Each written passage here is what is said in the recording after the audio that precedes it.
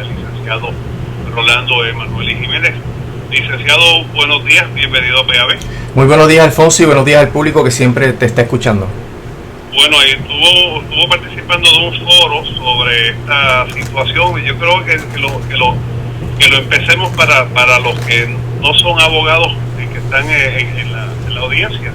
Aunque yo sé que hay muchos abogados que también están muy interesados y que quizás no pudieron participar por el foro, pero es que el gobierno de Puerto Rico, amparándose en el plan de ajuste de deudas, dijo que no iban a pagar ninguna reclamación del gobierno, y eso no es así de sencillo, ¿no? Sí, mira, Alfonso, evidentemente cuando una persona, una corporación o una corporación pública radica un procedimiento de quiebra es para ajustar las deudas, ¿verdad? Para reorganizarse financieramente, para bajar el monto del pago de sus acreedores. Pero esto tiene unas reglas y el código de quiebras es bien claro en que cuando se radica la petición de quiebras, los acreedores que están afectados por la petición de quiebras son los acreedores que existían al momento de radicarse la petición de quiebra, no los que surjan posteriormente. Por ejemplo, si una persona que en su carácter personal radica una quiebra bajo el capítulo 13 y sigue haciendo negocios, es un profesional, sigue haciendo negocios, sigue incurriendo en obligaciones, pues la quiebra que ha radicado no impide que tenga que pagar a esos nuevos acreedores. Son los acreedores que se llaman post-petition. Así que hay que tener bien claro los efectos de radicar la quiebra. Todos los acreedores que están al momento de radicar la quiebra están paralizados, no pueden reclamar, no pueden hacer gestiones de cobro. Y los acreedores que surjan posteriormente, pues pueden seguir haciendo negocios y el deudor se supone que les pague.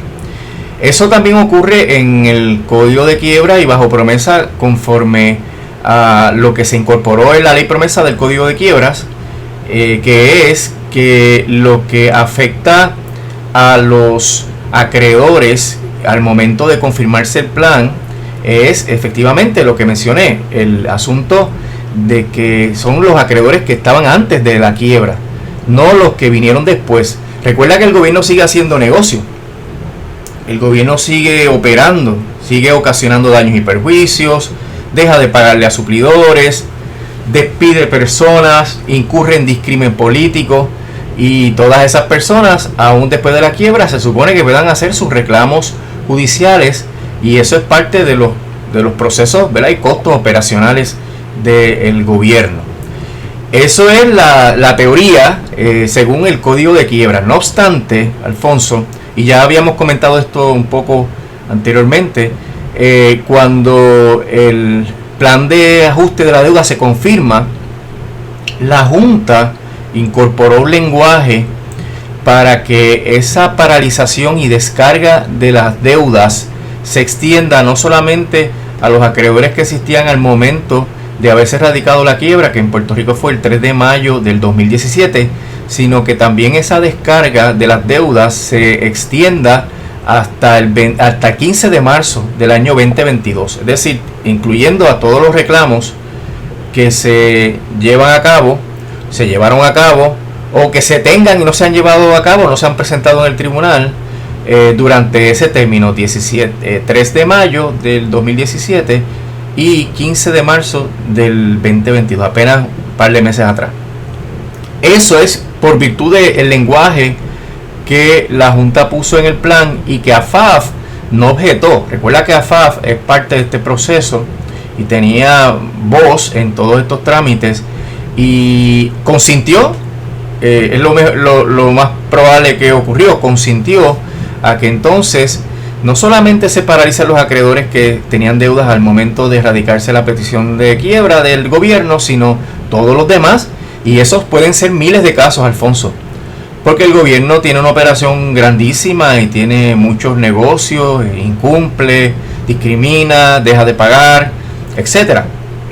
Así que esto es una barbaridad porque cierra las puertas de los tribunales para reclamos válidos de personas y entidades que hacen negocios con el gobierno o que sufren daños por parte del gobierno. ¿Cómo se descubre esto, Alfonso? Porque el plan es un documento súper complejo, súper extenso, en inglés, en un idioma, ¿verdad?, técnico, legal, muy difícil para el común, y pues nadie está pendiente al docket del tribunal para enterarse de qué es lo que dice ese plan, porque si tú no eres acreedor y radicaste un proof of claim, realmente, aparte del impacto que eso tiene en la viabilidad económica del país, aparte del impacto como reglamentación colonial que tiene en la vida política del país, pues en términos individuales, pues tú no estás afectado directamente por esa quiebra, pero el trámite que siguió la Junta de colar ese lenguaje en el plan sí afecta a todas las personas que tenían reclamos contra el gobierno, aunque no se hubieran enterado porque no les notificaron directamente. Es uno de los problemas que hay. Todas esas personas que estaban litigando o que están litigando contra el gobierno no les habían notificado que esto iba a ocurrir. Entonces se enteran con la moción que radica el Departamento de Justicia, que es una moción solicitando que se paralice todos los litigios, diciendo que el Tribunal de Primera Instancia de Puerto Rico no tiene jurisdicción para continuar con este trámite de litigio, porque el plan emite una orden de interdicto en contra de todos esos litigios y se tienen que paralizar y desestimar por falta de jurisdicción. Entonces sugiere que los litigantes no tienen problemas porque pueden ir donde la corte de la jueza Swain, de título 3, y radicar una moción para que se les pague su reclamo como un gasto administrativo.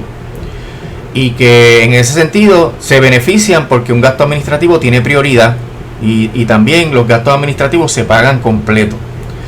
Cuando uno hace la evaluación de todo esto que dice el plan y cuál es el derecho aplicable y la jurisprudencia aplicable, se da cuenta de que esa postura del Departamento de Justicia de que las personas que tienen sus litigios pueden ir donde la jueza Swain a radicar un caso de gasto administrativo es totalmente incorrecto, porque la definición de gastos administrativos de la ley de quiebras que fue incorporada a promesa no incluye este tipo de reclamos de demandas de daños y perjuicios, cobro de dinero, porque habla solamente de los gastos necesarios para mantener el estate, que es un concepto, ¿verdad?, los derechos y obligaciones del deudor.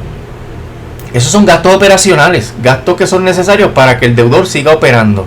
Y un caso de daños y perjuicios, una muerte ilegal, un asunto de que no te paguen tus honorarios o por lo que tú le supliste al gobierno, eso no es un gasto administrativo. Y para colmo, la definición del plan de ajuste es más limitada y habla solamente de gastos que son necesarios para la administración del caso de título 3. ¿Y cuáles son esos gastos?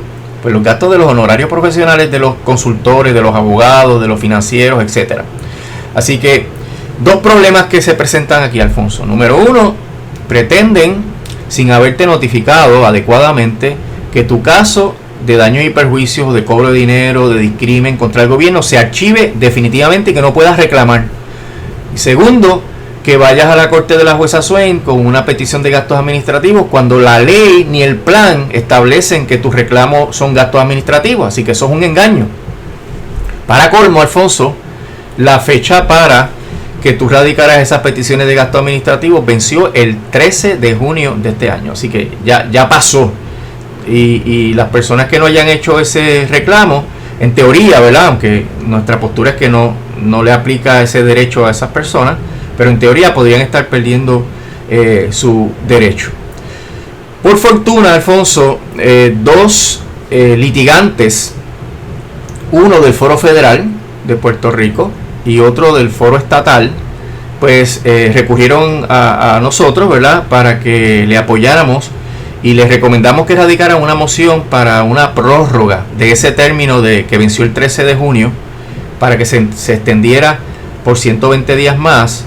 Y también le hicimos los planteamientos a la jueza de que aquí no había habido ningún tipo de notificación, ningún edicto, ningún periódico notificó esto, y que por ende se violó el debido proceso de ley de los reclamantes en contra del gobierno de Puerto Rico, porque le están privando de su propiedad sin haberle notificado y sin haber permitido que cuestionara en este asunto.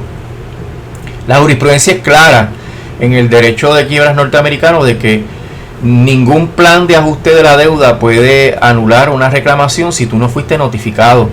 de lo que decía el plan.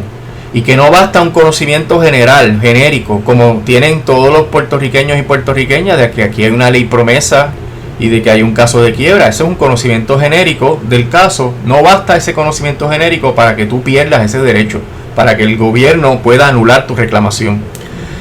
La jueza, ante esa moción, la acogió y le dio una orden a la Junta para que contestara, y a nosotros para que replicáramos luego de la contestación de la Junta. Ese término que le dio la jueza a la Junta pidió prórroga, y más importante aún, Alfonso le anunció a la jueza que iba a hacer cambios en el procedimiento, que iba a notificar y que iba a hacer cambios, y que probablemente el esquema que se aprobó en el plan no sea el que quede vigente permanentemente, ¿verdad? Pero ¿qué ocurre, Alfonso? Mientras está ocurriendo toda esta incertidumbre y este limbo jurídico sobre todos esos casos, los tribunales siguen declarando con lugar las mociones de paralización, porque ya nos han llegado varias sentencias que nos han enviado abogados y abogadas, en donde los jueces están diciendo, bueno, es verdad, el plan dice eso y vamos a paralizar el caso, y las personas que están siendo objeto de esas determinaciones de los tribunales de primera instancia podrían estar perdiendo su derecho, lo cual es terrible que por un error de esa naturaleza pierdan su derecho. Y lo que estamos aconsejando, Alfonso, es que radiquen mociones de reconsideración si tienen ya una sentencia archivando el caso, diciendo que la jueza tiene esto pendiente y que es prematuro archivar el caso sin que se sepa cuál va a ser la resolución final en este proceso. Por eso hemos hecho unos esfuerzos por divulgar esta información. He participado aquí contigo, hicimos un foro la semana pasada discutiendo con todos los detalles esta situación, donde participó la licenciada Zoe Negrón Comas y la licenciada Jessica Méndez Colbert, auspiciado por el Colegio de Abogados y Abogadas.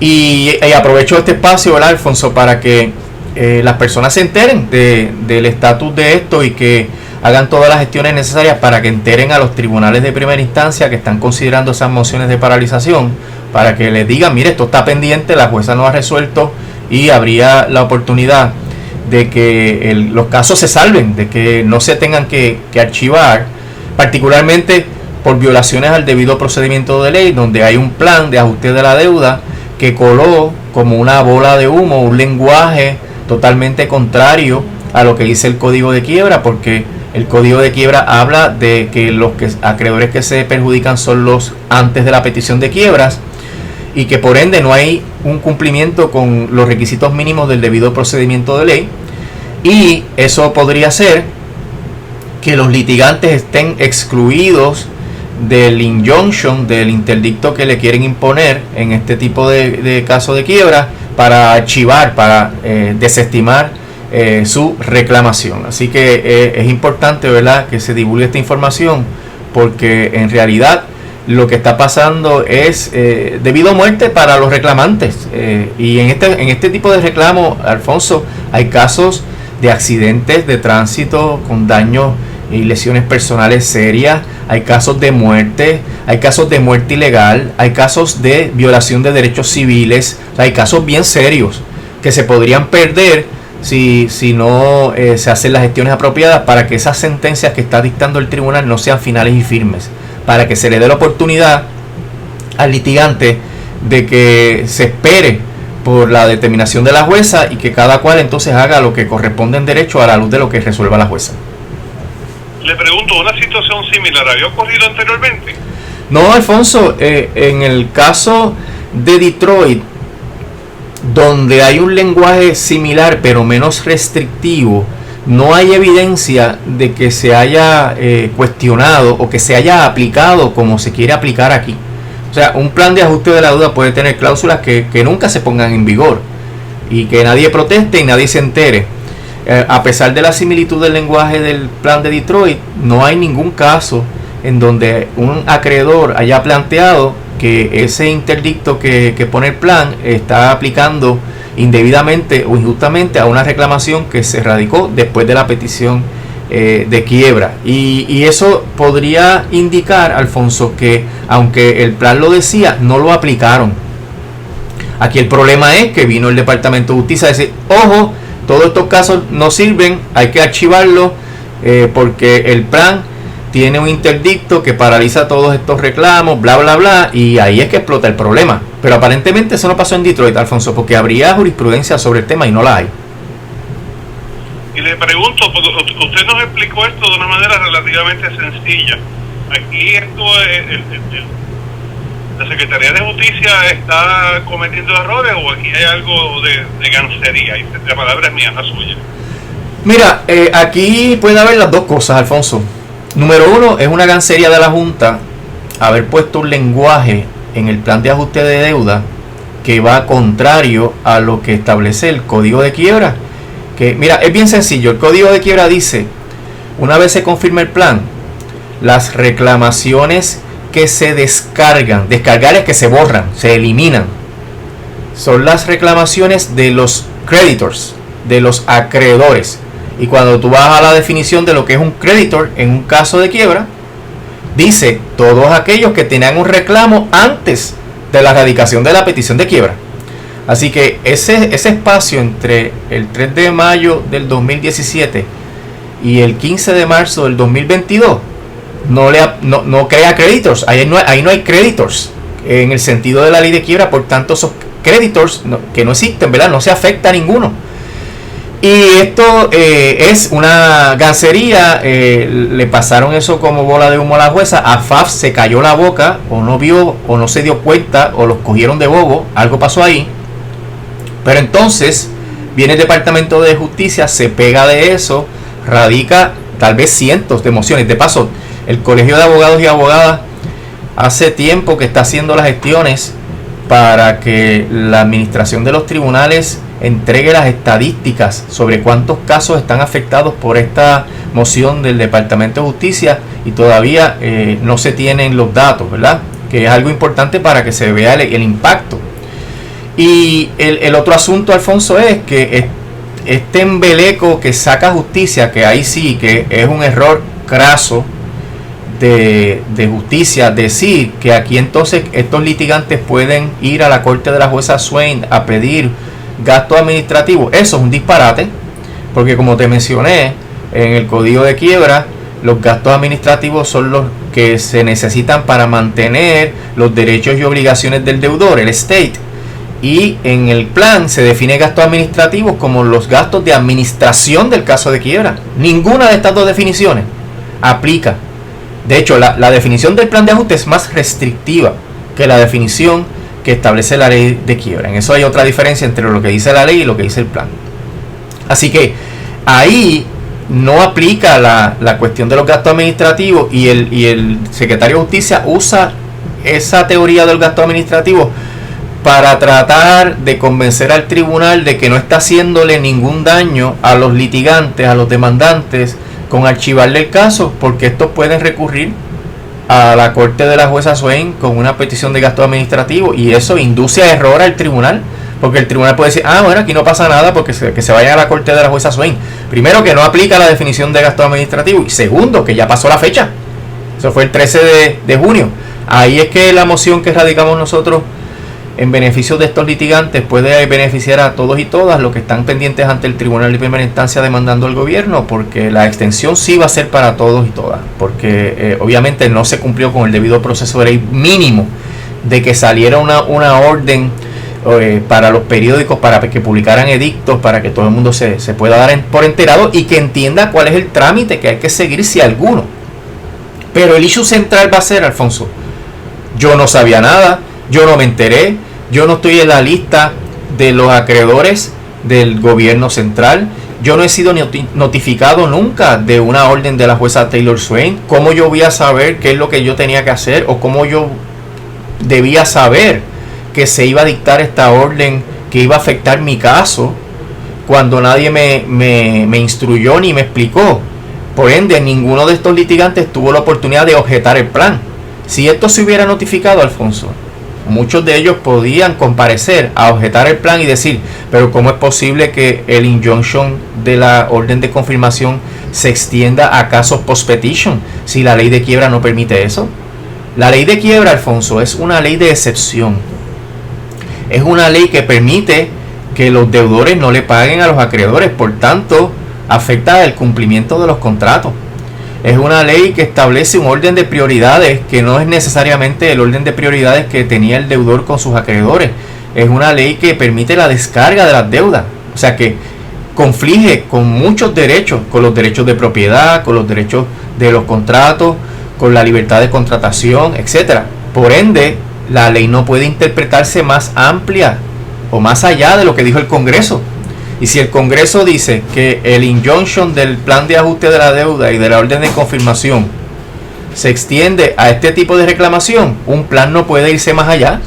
Y esos errores se pudieron haber planteado si se hubiera notificado a estos litigantes el problema que hay en términos del lenguaje que propuso la Junta y que desafortunadamente la jueza Taylor Swain aprobó.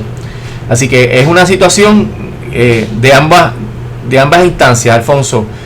Se quisieron aprovechar del proceso de ajuste de la deuda para aplastar a cientos, si no miles de reclamantes contra el gobierno, y están usando un argumento totalmente fatulo para decir que este impacto no es tan malo porque pueden ir donde la jueza Taylor Swain a pedir un gasto administrativo. Nada más lejos de la verdad. Dos asuntos que me gustaría tocar con usted brevemente antes de concluir nuestro diálogo. Usted pudo ver el arresto que se hizo de una joven allá en Rincón que estaba caminando por la playa. Lo pude ver, sí, Alfonso, y por lo que se ve en los videos, obviamente es un arresto ilegal. Explíquenos, ¿por qué es un arresto ilegal? Bueno, porque para que la policía pueda arrestar de esa manera tiene que tener motivos fundados de que la persona está en el proceso de cometer o está cometiendo un delito en la presencia de los policías. Y lo que yo vi en el video, lo que se ve antes, es la joven caminando por la playa, por el área cercana a donde llega la marea.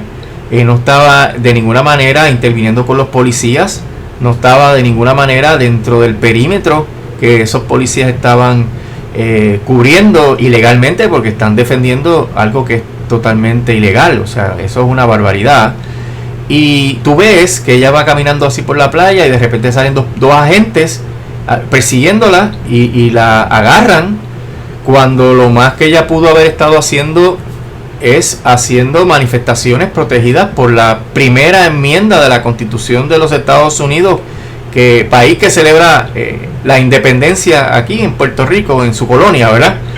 Ese es el segundo tema. Sí, me imaginaba que me iba a preguntar. Una reflexión, ¿verdad? Porque de que aquí el gobierno de Puerto Rico, de hecho, van a hacer una celebración, me está un poco irónico, allá en Cataño, ¿no? No sé si se la van a dedicar al Cano, pero que el hecho de que haya puertorriqueños celebrando la independencia, y fue una independencia bastante violenta, de parte del país, que nos tiene ahora como colonia a nosotros. Sí, definitivamente es una gran ironía, y máxime, Alfonso, cuando la relación colonial está en su momento más álgido, donde no existe ningún tipo de derecho democrático. La legislatura le acaban de aprobar, la Junta de Control Fiscal, un presupuesto que obviamente es una acción antidemocrática y tiránica de 7 personas que nadie escogió y que están determinando cómo se gasta el dinero del país. Y esto no es porque Tatito y el otro no se pusieron de acuerdo. Esto es por imposición de la ley promesa, por imposición del régimen colonial. Porque aunque se hubieran puesto de acuerdo, como quiera la Junta era la que certificaba el presupuesto, tenía la última palabra sobre este tema.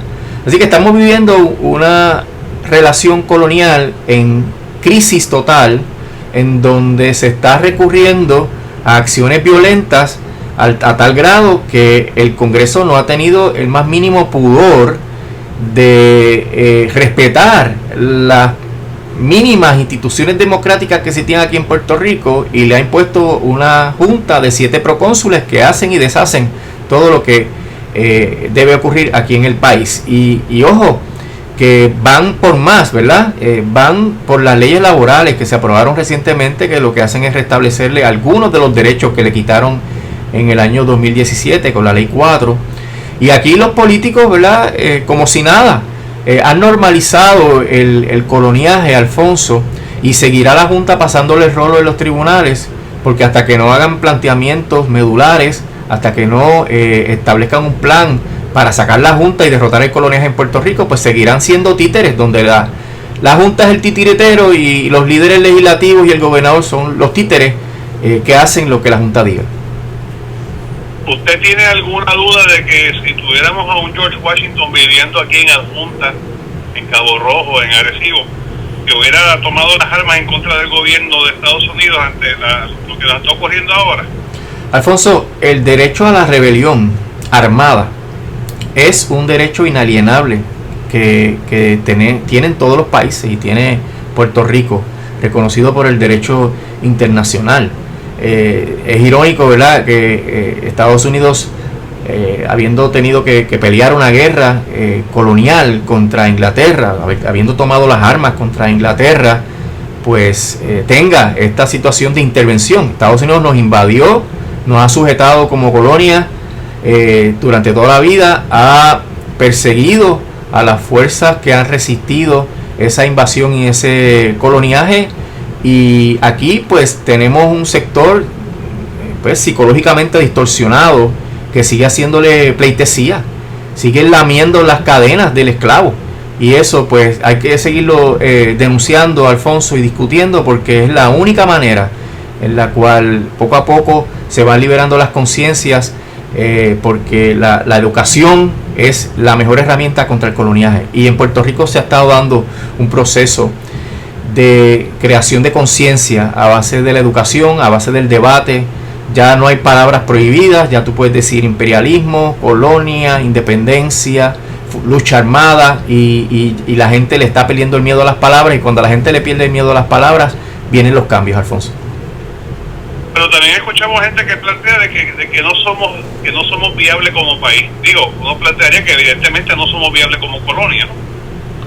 La colonia colapsó totalmente, y el colapso se ve en todas las instituciones, Alfonso. Aquí nada funciona, y lo que hay es que mirar los otros países que están a nuestro alrededor, particularmente en el Caribe. No hay que ir a Asia ni a lugares estrambóticos. Vamos a mirar el desarrollo económico de los países del Caribe y vamos a ver cómo las herramientas de la soberanía son las únicas que permiten ese tipo de desarrollo en el planeta, ¿verdad? Particularmente en una economía global donde hace falta que las naciones se enlacen económicamente, creen vínculos políticos y económicos y comerciales para que echen para adelante, particularmente en esta etapa donde el imperialismo norteamericano controla lo que se llaman el primer mundo, ¿verdad?, con la OTAN, y está creando una situación de riesgo terrible, tanto riesgo de guerra, riesgo político como riesgo económico.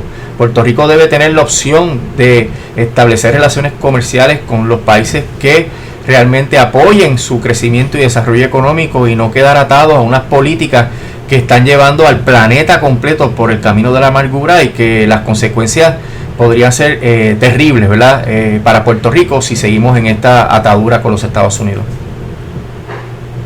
Licenciado, muchas gracias. Que pase un bonito día. Cómo no, Alfonso, estamos a la orden. Que pase buen día. Hasta luego.